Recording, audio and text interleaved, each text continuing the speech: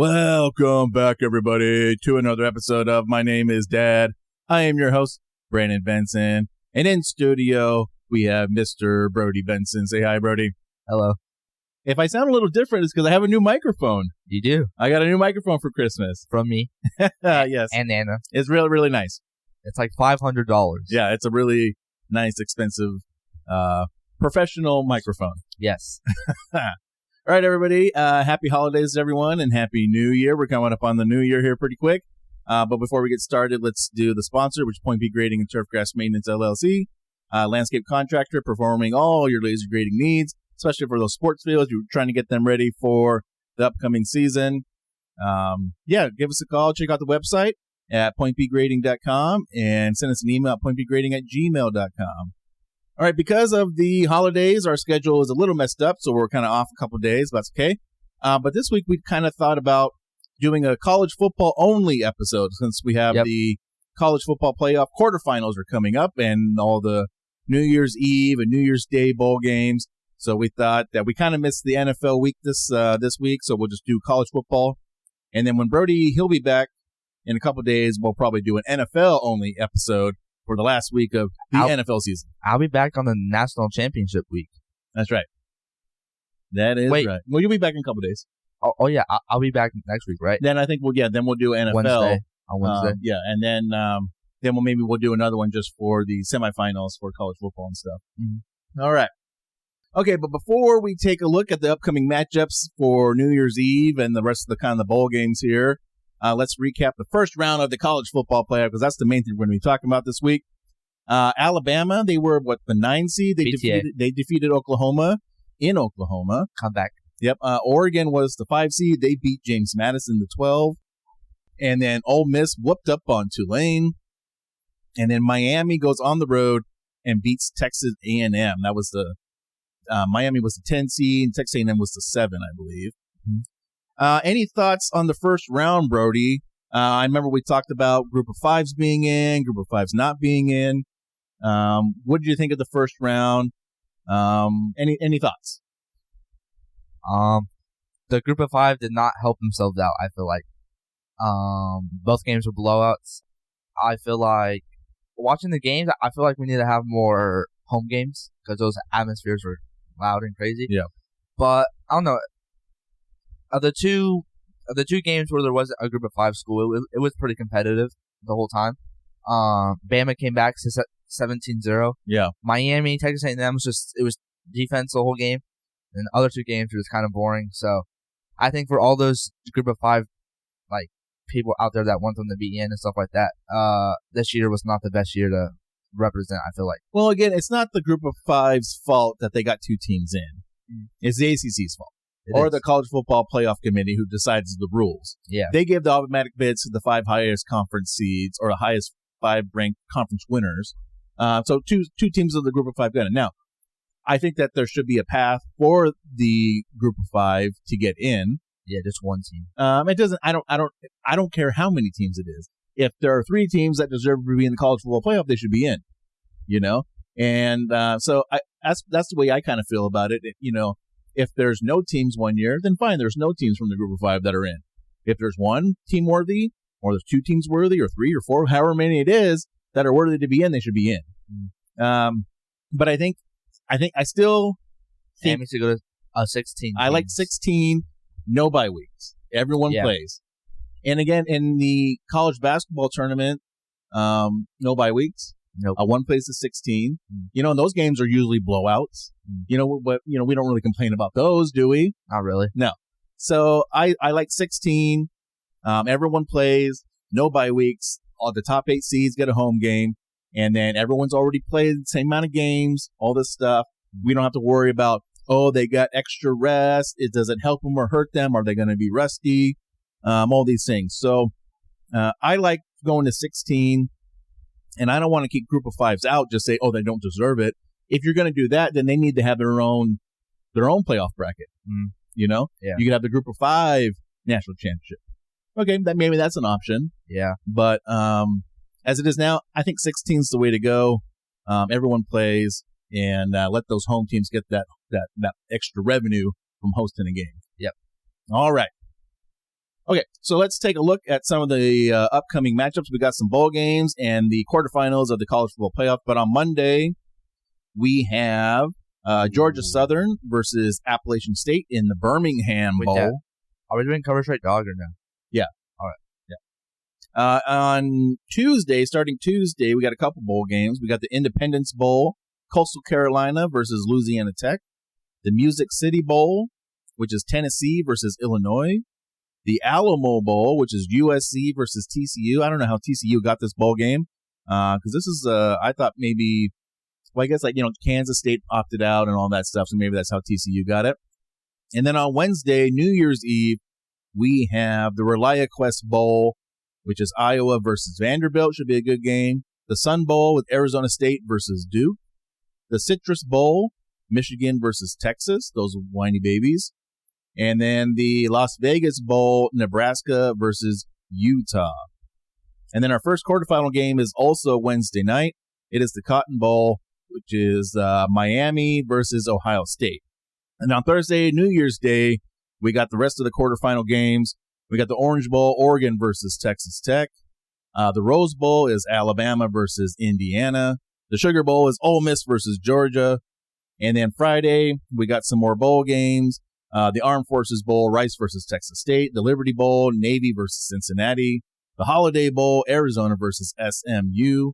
And the Duke's Mayo Bowl, Wake Forest versus Mississippi State. Yes. Okay. I want to just take a little bit of time, and let's kind of just break down the 4 quarterfinals game. Let's start with the Cotton Bowl since that's the first one. We got the 10 seed Miami versus the number 2? Yes. 2 seed Ohio State.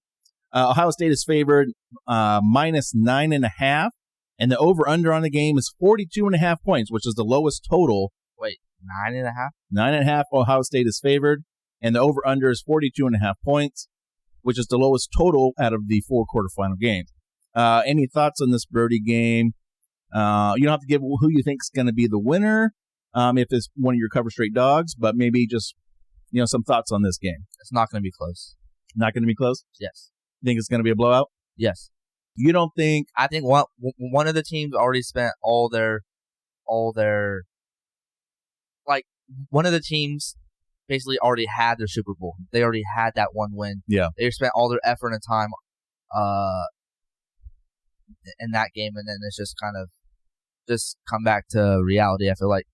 I think this is one of the games where the playing the extra game is going to hurt Miami. Yes. I think Ohio State is used to. They have a plan. They have a system to learn how to stay focused and be ready to play after a long break.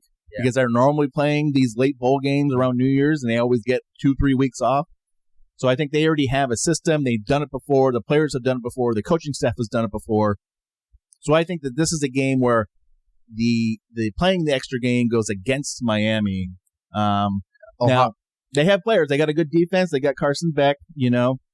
And I think this is also the game where Ohio State, I don't think they really gave, 2 shits about the Big Ten championship game. Not really. They're all about the college football playoffs. So I think this is what they were looking for. This is what they're looking forward to. So, again, I think the favor's in Ohio State's hands. Ohio State's going to look at that A&M game and see what they did on defense. Yeah, exactly. Mm-hmm. All right, the next one. This is going to be New Year's Day in the morning, the first game of the day, which is the Orange Bowl, which we have Oregon, who is favored minus 2.5 points as of right now, versus Texas Tech, and they're going all the way down to Miami to play the Orange Bowl. And the over-under in this game is 52.5 points. Thoughts on this game, Brody? I think just like the point spread, it's the closest point spread. I think it's going to be the closest game, most competitive game. Everyone's saying that. I think it's going to come down to the fourth quarter. Both teams are good. Yeah. I just think it's just going to be a good game. To me, this seems like when you get these close point spread games, this one's only 2.5. It opened up at minus 1.5 for Oregon. That it's going to be a turnover game. If you start turning the ball over, that was your one drive that you were going to get that touchdown on or that field goal to put you ahead, and you fumble it or throw an interception, that could cost you the game. Also, these close games, special teams are super important too. So I think those are going to be two, factors that always kind of get overlooked and everything. And then there's also the travel factor. Yeah.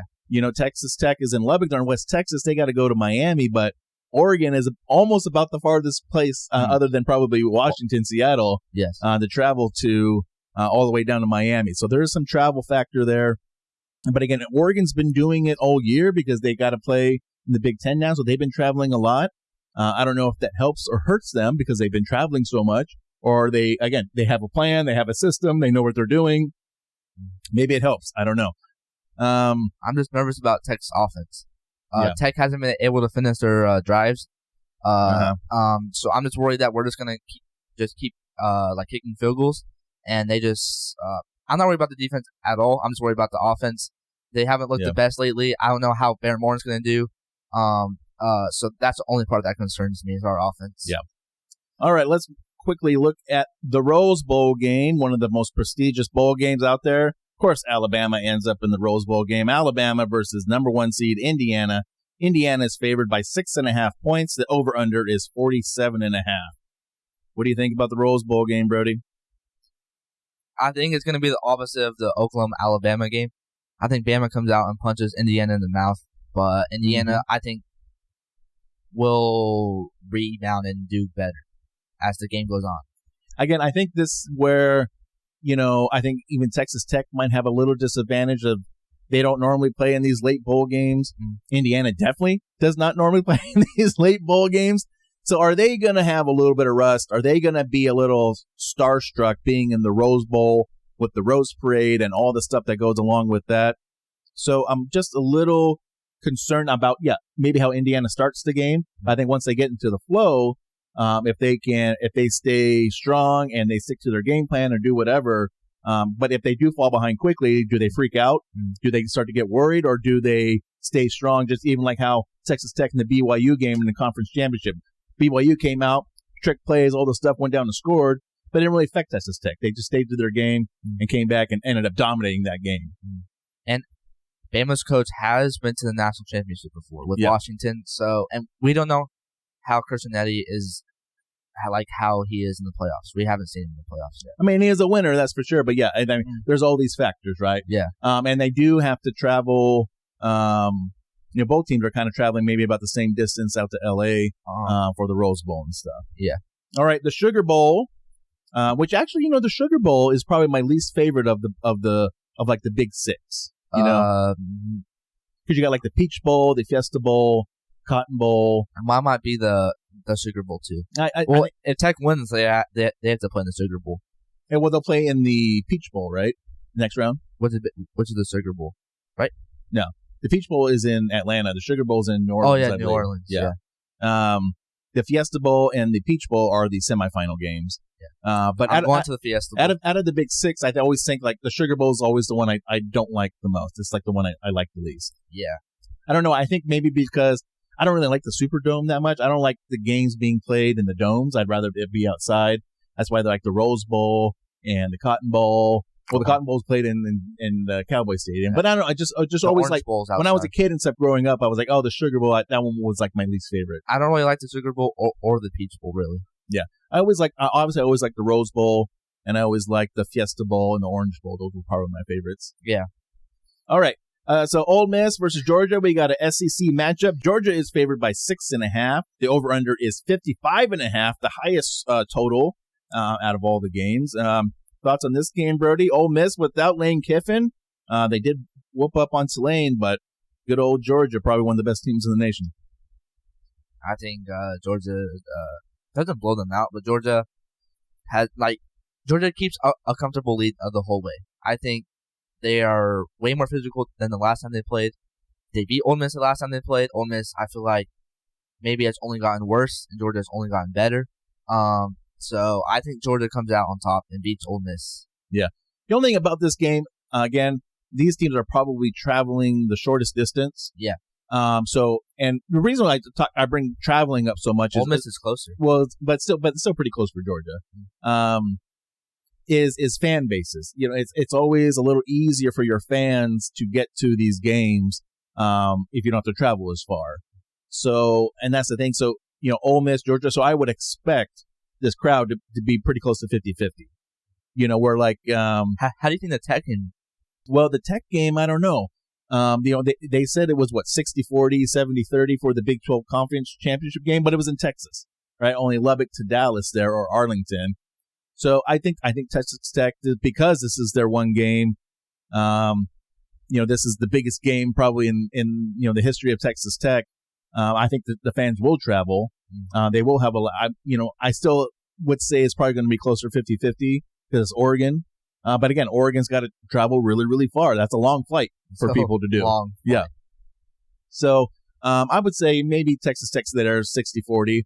I expect the Texas Tech crowd to be loud. But this one I think is going to be 50-50. So I don't think there's really you can get a home field advantage anyway in this game. Yeah. Again, Georgia on the bye, but they're used to having these long breaks. They've done it before. So I think favors in Georgia, I think, for this one. And I think they're probably the better team. Mm-hmm. All right, Brody. Well, let's do our cover straight dog. And you want to go first, Brody? Yeah. All right. What's your cover pick, Brody? Just like I said, I was just talking about, I have Georgia. What's the cover? Or Georgia minus 6.5. Oh, yeah, because some of mine are not the same. I have Georgia minus 6.5 versus Ole Miss. Like I said, I just think they're just gonna keep like a 10-point lead like the whole game. And just kind of cruise out of this win. I just don't think Ole Miss is gonna keep it under a touchdown the whole time. So I got Georgia. Brody's got Georgia minus 6.5. I know. It depends on where you get your sports line from. The different sports books, they're not all the same. Everyone makes their own. This is just, I think I got this line from ESPN. I was just looking at the schedule and stuff. So you could get something a little different. And like I said, I bet Texas Tech when it was at minus 1.5. So again, and the point spreads change over time depending on how people are betting and all that stuff. All right. My cover pick, I have Indiana in the Rose Bowl minus 6.5. You have them minus 6.5? Minus 6.5. I don't believe in this Alabama team. I think this is one of the worst Alabama teams we've seen in the last 10 years. They are big. They have 4- and 5-star recruits, but Indiana is a winner. They win games. I think Kirk Cignetti, I don't want to underrate him. I think I bet the Oregon game when Indiana went and played Oregon and they beat Oregon there. Alabama is hit or miss, it seems like. I don't know. I think this Alabama defense is probably one of the softest defenses we've seen from them in a while. What was it? Ty Simpson is played well, then doesn't play well. So I don't know. I don't know if there were any injuries or anything during the first game, but I'll take Indiana to step up. They're the number 1 team in the nation. I think they win this one. I think Bama loses, but not by like 6 or 7, more like 3. You think it's like more like field goal game instead of touchdown game? Yeah.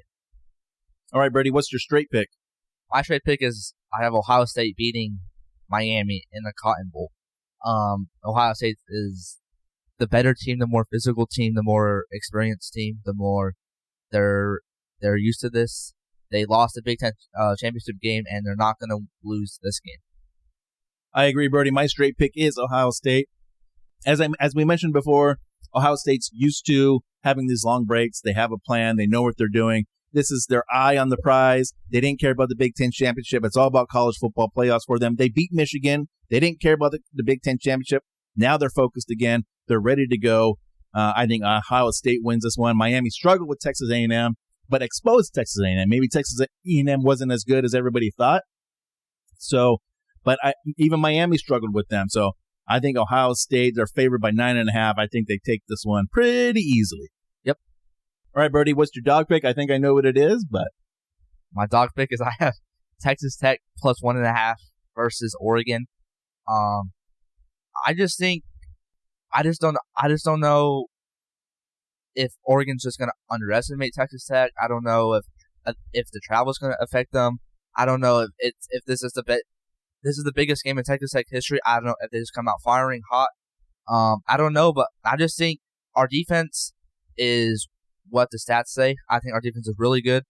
I think Oregon, yes, they have some players coming back from injury, but how rusty are they going to be? How is Dante Moore going to do? That defense in the JMU game didn't really look that good. It's just some penalties kind of ruined James Madison. So I just think Texas Tech keeps it close and pulls out the win at the end. Yeah, Brody, my dog pick is Texas Tech. I got them at +1.5, so that's what we'll say. But right now, I think you can get it at 2.5. I think the weak thing with Oregon is their defense. And the strong thing for Texas Tech is their defense. That's the thing. And everyone is, I think, overlooking Texas Tech. I think it's just because it's Oregon that they think they're just going to come in and win this game. They're just saying that since Tech plays in the Big 12, it's not like their stats aren't actually what they say. Yeah, exactly. But Texas Tech defense is one of the best in the nation. They have more turnovers than anybody. And that's the thing. If this is going to be a turnover game and Texas Tech gets their turnovers, they're going to dominate. And the thing about Texas Tech is they actually don't blitz a lot because they don't have to because their front four is so good. David They put pressure on the quarterback and everyone else is out in coverage. And that's why they get so many interceptions. I don't think some of the Big Ten people, the SEC people, I don't think they watch these Big 12 games. They haven't watched. Even when Texas Tech was on game day, you know, they had like the big noon kickoff on when they played Utah. People were still underestimating Texas Tech.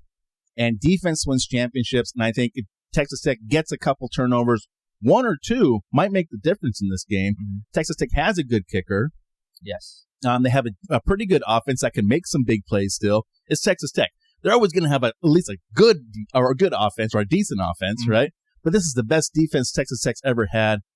I think the D-line gets after Dante Moore. They disrupt him.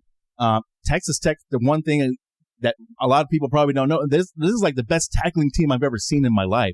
Open field tackles, they make every tackle, it seems like.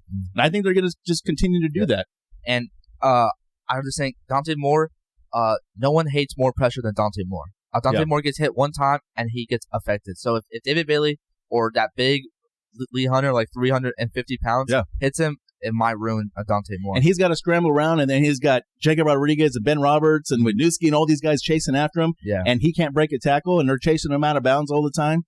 I don't know. I think with having the long break, it's if your defense can still show up. Your defense will probably be the least rusty, right? When we're talking about rust from having the long break, you're usually thinking offense. Oh, some 3 and outs or something like that. And that might happen. Texas Tech's going to have some false starts on the offensive line. They have 3 every game, it seems like. But the defense is what wins these games, and that's the reason why they keep winning by so many points. They have, all their margin of victories are so high because no one can score on them. And you see, and they just wear teams down. They wore down BYU twice and everything. Utah, all those teams. Yes. And Tech's been probably preparing for Oregon like this whole time because James Madison, I mean, they had a chance. And then they got to sit down and watch that James Madison game and see what happened. Oregon's only had a week to kind of prepare for Texas Tech, I think. And I think you can almost say Oregon is now looking ahead at a revenge game against Indiana and maybe, underestimating, Texas Tech a little bit. So I like Texas Tech in this game. I really do. And it's a day game in Miami. I guess I know it's winter, but it's going to be hot and humid for those Oregon. I know it's not super hot in Lubbock, but it's definitely not hot in Oregon. Yeah. So Oregon might just struggle a little bit. Yeah, I love Texas Tech in this game. I bet them when it first came out. So I'm surprised that they're the underdog. Just no one believes in the Big 12. I think it's just the Oregon name. I think that's what it is. So and like Oregon's also not one of these Alabama teams. They don't have like the huge players. No, they don't have like these huge players and stuff. So I think Tech and strength wise can keep up with Oregon too. Yeah, I think the one thing with Tech is they have false starts, right? I think the offensive line is maybe the weak spot for Texas Tech. They're a little bit undersized. Again, they get lots of false start penalties every game, but they've been holding their own. So, and that's the thing. Maybe when if they had to play Georgia or even Alabama, where they have everyone on their D line is over 300 pounds, they're definitely going to be They're going to be oversized compared to the Tech offensive line. But I think Indiana. Oregon, I think they match up well size-wise with these guys. And Texas Tech defense got speed, and that's Oregon's offense has speed.